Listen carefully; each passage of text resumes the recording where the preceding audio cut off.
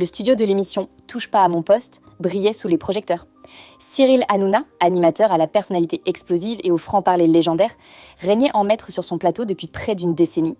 À 46 ans, ce fils d'immigrés tunisiens était devenu une figure incontournable du PAF, paysage audiovisuel français, aimé par des millions de téléspectateurs pour son humour direct et détesté par d'autres pour ses dérapages fréquents. Ce mardi soir de novembre, le ciel parisien déversait une pluie fine sur les vitres du bâtiment de Canal+. Dans les couloirs, l'équipe s'agitait comme à l'accoutumée. Thomas, le directeur de production, parcourait le plateau en lançant des ordres, tandis que les chroniqueurs habituels s'installaient dans une ambiance détendue, échangeant blagues et potins. « On est à l'antenne dans 10 minutes, tout le monde en place !» cria Thomas, regardant sa montre avec nervosité. Cyril arriva avec son énergie habituelle, saluant son équipe par des accolades et des plaisanteries. Il portait son éternel costume noir sur un t-shirt coloré, sa tenue signature qui contrastait avec le sérieux des émissions concurrentes. « Alors, qu'est-ce qu'on a au programme ce soir ?» demanda-t-il en s'asseyant sur son fauteuil rouge. « On a l'affaire du ministre de l'Intérieur, la polémique sur les réseaux sociaux et l'interview avec Sarah Mercier, » énuméra Justine, sa fidèle assistante depuis 8 ans. Cyril fronça les sourcils. « Sarah Mercier, la journaliste de Libération ? Qui a validé ça ? C'est la chaîne qui insiste, après ses articles sur la liberté d'expression, répondit Justine en baissant légèrement la voix. Il pense que ça pourrait créer un bon débat. Cyril secoua la tête, visiblement contrarié. Un bon débat ou un bon buzz ? On sait tous comment ça va finir. Sarah Mercier, 35 ans, journaliste respectée pour ses positions libérales et ses analyses pointues, attendait dans sa loge. Elle révisait ses notes, consciente de l'environnement hostile dans lequel elle allait entrer. Son téléphone vibra, un message de son rédacteur en chef. N'oublie pas d'aborder la question des propos sur les migrants, ne lâche rien. Sarah inspira profondément. Les récents commentaires de Michel sur l'immigration avaient déclenché une tempête médiatique, et elle était déterminée à le confronter, quelles qu'en soient les conséquences. Le générique de l'émission retentit dans le studio. Les caméras tournaient, le spectacle allait commencer. L'émission débuta comme à l'accoutumée, avec l'énergie contagieuse de Cyril qui électrisait le plateau. Les chroniqueurs riaient, à gorge déployée, tandis qu'il passait en revue l'actualité du jour avec son style caractéristique, mêlant humour acerbe et opinion tranchée. Et maintenant, nous accueillons Sarah Mercier, journaliste à Libération, annonça Cyril avec un sourire qui n'atteignait pas ses yeux. Bonsoir Sarah, bienvenue dans l'arène. Sarah s'avança sur le plateau, vêtue d'un tailleur bleu marine sobre. Ses cheveux bruns étaient attachés en un chignon strict, son expression professionnelle et déterminée. Elle s'assit face à Michel, consciente des regards curieux des chroniqueurs habitués. « Bonsoir Cyril, merci de m'accueillir », répondit-elle avec une assurance tranquille. La tension était palpable. Dans la régie, Thomas observait attentivement les écrans, pressentant que cette séquence pourrait déraper. Il fit signe au caméraman de se tenir prêt à changer d'angle rapidement. « Alors, Sarah, vous venez nous parler de votre dernier livre sur la liberté d'expression dans les médias, un sujet qui nous concerne tous », commença Cyril avec une politesse forcée. « Effectivement, j'y analyse notamment comment certaines émissions populaires influencent le débat public, parfois en normalisant des discours problématiques », répondit Sarah, maintenant un contact visuel direct. Cyril se raidit imperceptiblement. « Problématique ? Vous voulez dire politiquement incorrect ? Ou simplement ceux qui ne correspondaient pas à la vision de Libération ?» Les chroniqueurs habituels ricanèrent en fond.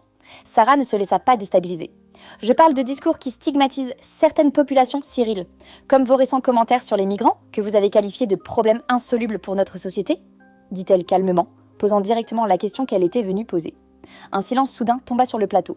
Cyril se redressa sur son siège, son sourire s'effaçant. « Ah, nous y voilà. Je me demandais combien de temps vous tiendriez avant de sortir votre agenda politique, » lança-t-il, son ton devenant plus agressif. « Vous déformez mes propos.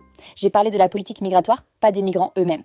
J'ai la citation exacte ici, » insista Sarah en sortant ses notes. « Lors de votre émission du 17 octobre, vous avez dit « Écoutez, coupa Michel, si vous êtes venu pour me faire un procès d'intention et alimenter la bien-pensance parisienne, vous vous êtes trompé d'adresse. » Dans la régie, Thomas s'agita. « Ça part en vrille, » murmura-t-il à son assistant. « Prépare la page de pub. » « Je pose simplement une question sur des propos publics que vous avez tenus, » persista Sarah, gardant son calme malgré la montée de tension. « N'est-ce pas le principe du journalisme et du débat que vous défendez tant ?»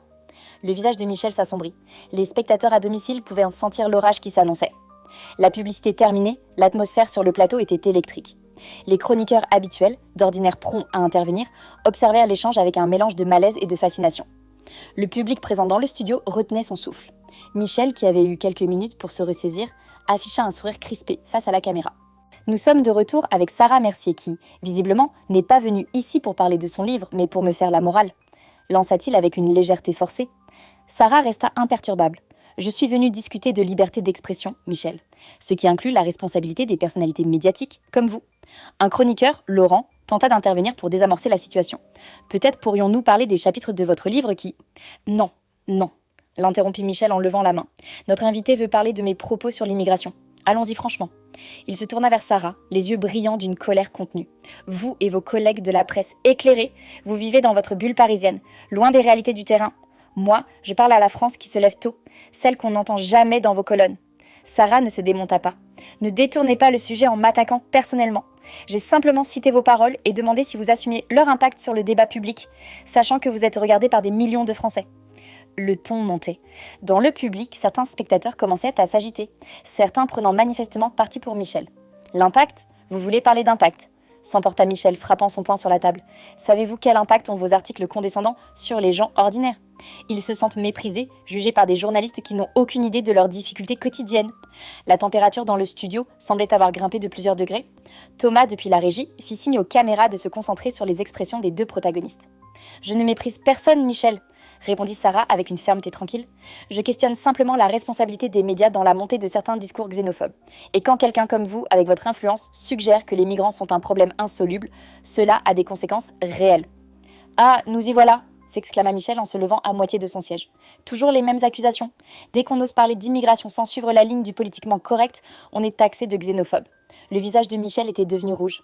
Dans la régie, Thomas chuchota dans son micro. « Préparez-vous à couper si ça dégénère. »« Je n'ai pas dit que vous étiez xénophobe, » précisa Sarah, toujours calme malgré la tempête. « J'ai dit que vos propos peuvent alimenter. »« Ça suffit !»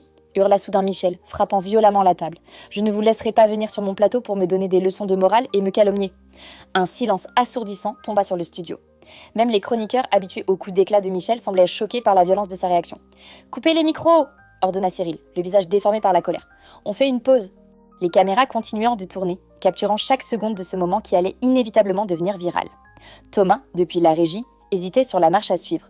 Couper maintenant signifierait admettre la perte de contrôle de l'émission. « Michel, je pense qu'on devrait... » commença Justine, tentant de calmer son patron. « Non !» la coupa Michel, levant la main pour la faire taire. Il se tourna vers Sarah, qui restait étonnamment composée malgré la situation. « Madame Mercier, il est clair que vous n'êtes pas venue ici pour dialoguer, mais pour me piéger et alimenter votre propre agenda idéologique. » Sarah secoua la tête. « Je suis venue poser des questions légitimes, Michel. C'est mon métier de journaliste. Si vous considérez les questions comme des pièges, peut-être devriez-vous reconsidérer. »« Dehors !» explosa Michel, pointant la sortie du doigt. « Je veux que vous quittiez mon plateau immédiatement. » Un murmure choqué parcourut l'assistance. Jamais, même lors des émissions les plus houleuses, Michel n'avait expulsé un invité en direct. Dans la régie, Thomas s'agitait, faisant signe frénétiquement de lancer une page de publicité. Sarah ne bougea pas immédiatement. « Est-ce ainsi que vous répondez à la confrontation, Michel ? En silenciant ceux qui vous questionnent ? Sécurité !» appela Michel, ignorant complètement sa question. « Veuillez raccompagner Madame Mercier à la sortie. » 2 agents de sécurité apparurent rapidement au bord du plateau, visiblement mal à l'aise face à cette situation sans précédent. Sarah, comprenant que la situation était devenue intenable, se leva lentement, rassemblant ses notes avec dignité. « Les téléspectateurs jugeront qui de nous deux a fait preuve de maturité dans ce débat, » dit-elle calmement avant de retirer son micro et de le poser délicatement sur la table. Elle quitta le plateau d'un pas assuré, sans l'aide des agents de sécurité, sous les regards médusés des chroniqueurs et du public. Un silence pesant s'était abattu sur le studio, rompu seulement par la respiration encore haletante de Michel. « Publicité maintenant !» hurla Thomas dans son micro, et l'écran bascula enfin sur un spot publicitaire. Dans les coulisses, le chaos régnait. Les producteurs s'agitaient, les téléphones sonnèrent déjà. Les réseaux sociaux s'enflammaient en temps réel, commentant ce moment de télévision qui allait marquer l'histoire de l'émission. Sarah, escortée vers la sortie du bâtiment, sortit son téléphone qui vibrait sans interruption. Des dizaines de notifications, de messages de soutien et déjà des demandes d'interview pour raconter ce qui venait de se passer. Dans sa loge, Michel claqua la porte avec violence. « Personne ne rentre !» cria-t-il à travers la porte. Il se laissa tomber dans un fauteuil, la tête entre les mains, conscient qu'il venait peut-être de commettre la plus grande erreur de sa carrière.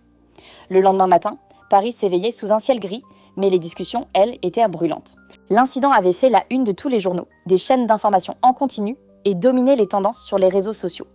Hanouna expulse une journaliste, dérapage ou légitime défense ? Titrait Le Parisien. La liberté de la presse bafouée en direct, proclamait Libération en première page.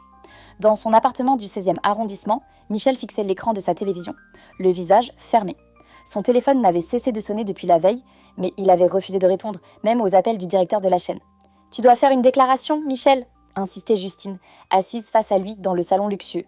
Le silence ne fait qu'empirer les choses. « Pour dire quoi ?» répliqua Michel, la voix rauque. « Que je me suis comporté comme un con ? Que j'ai perdu mon sang-froid ? Il le savait déjà. »« Pour expliquer ton point de vue, pour montrer que tu n'es pas ce monstre qu'ils décrivent, » répondit Justine avec douceur. Michel passa une main sur son visage fatigué. Pour la première fois depuis des années, il semblait vulnérable, dépouillé de son armure d'arrogance et d'humour cynique. Pendant ce temps, dans les bureaux de Libération, Sarah Mercier était devenue, malgré elle, le symbole d'une certaine résistance journalistique.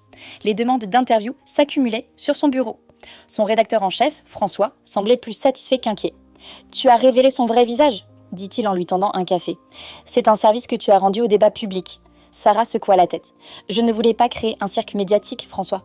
Je voulais juste qu'il réponde à des questions légitimes. » « Eh bien, son refus de répondre est une réponse en soi, » répliqua François. « Que comptes-tu faire maintenant ?» Sarah hésita, regardant par la fenêtre les tours de la Défense qui se dessinaient au loin. Écrire, analyser ce qui s'est passé sans tomber dans la vengeance personnelle. À midi, la chaîne diffusa un communiqué officiel présentant des excuses pour l'incident regrettable survenu la veille, tout en défendant le droit de nos animateurs à mener leurs émissions selon leur sensibilité. Une formulation prudente qui ne satisfaisait personne. L'après-midi, contre toute attente, Michel accepta de recevoir Jean Massot, son ami de longue date et patron d'un grand groupe médiatique concurrent. Dans le salon silencieux, les deux hommes se faisaient la tasse. « Tu as merdé, mon vieux », dit simplement Jean après un long silence. « Je sais », admit Michel, les yeux fixés sur son verre de whisky. « Mais elle me provoquait délibérément. »« C'est son job », répondit Jean avec un haussement d'épaule. « Et le tien, c'est de garder ton calme même quand on te provoque. Tu as bâti ta carrière sur la provocation, Michel. Tu ne peux pas t'effondrer dès qu'on utilise tes propres armes contre toi. » Michel ne répondit pas immédiatement. Pour la première fois, il semblait réfléchir sincèrement à ses actions, au-delà de ses instincts et de son ego. « Qu'est-ce que je fais maintenant ?» demanda-t-il finalement. « Tu as deux options, » répondit Jean en reposant son verre. « Soit tu t'enfonces dans le déni et la victimisation et tu perdras le peu de crédibilité qu'il te reste. Soit tu fais quelque chose que tu n'as jamais fait, reconnaître ton erreur, publiquement et sincèrement. » Le soir même, contre l'avis de ses avocats et de certains producteurs, Michel décida d'apparaître dans son émission. Le plateau était inhabituellement sobre, sans musique ni effet sonore. Il s'assit seul face à la caméra, sans ses chroniqueurs habituels. « Bonsoir à tous », commença-t-il, la voix légèrement tremblante. « Hier soir, j'ai failli à mon rôle d'animateur, à mon devoir de dialogue, et j'ai manqué de respect à une invitée, et par extension à vous tous, téléspectateurs. » Dans son appartement parisien, Sarah regardait l'émission, surprise par ce qu'elle voyait. Jamais elle n'aurait imaginé voir Michel Leroy faire amende honorable. « Je ne cherche pas d'excuses, » poursuivit Michel. « J'ai réagi avec colère face à des questions qui me mettaient à date mal à l'aise, non pas parce qu'elles étaient illégitimes, mais parce qu'elles touchaient à des contradictions que je refuse peut-être de voir en moi-même. » Il marqua une pause, prenant une profonde inspiration. « J'ai invité Sarah Mercier à revenir sur ce plateau, quand elle le souhaitera, pour reprendre cette conversation dans le respect mutuel. J'ai également décidé de faire un don significatif à Reporters sans frontières, pour soutenir la liberté de la presse que j'ai moi-même mise à mal hier soir. » Le téléphone de Sarah vibra. Un message de son rédacteur en chef. « Tu vas accepter son invitation ?» Elle posa le téléphone sans répondre, observant cet homme qu'elle avait considéré comme un adversaire montrer une humanité qu'elle ne soupçonnait pas. La question était complexe, les implications nombreuses. En fin de compte, cette confrontation avait révélé quelque chose d'important sur la fragilité du débat public en France, sur les limites de la provocation comme modèle médiatique, et peut-être aussi sur la possibilité de rédemption, même pour les personnalités les plus controversées. Dehors, la nuit tombait sur Paris. Dans des millions de foyers, des Français discutaient de ce qu'ils venaient de voir, débattant passionnément, comme toujours, mais peut-être avec une conscience un peu plus aiguë des enjeux fondamentaux de la parole publique dans une démocratie.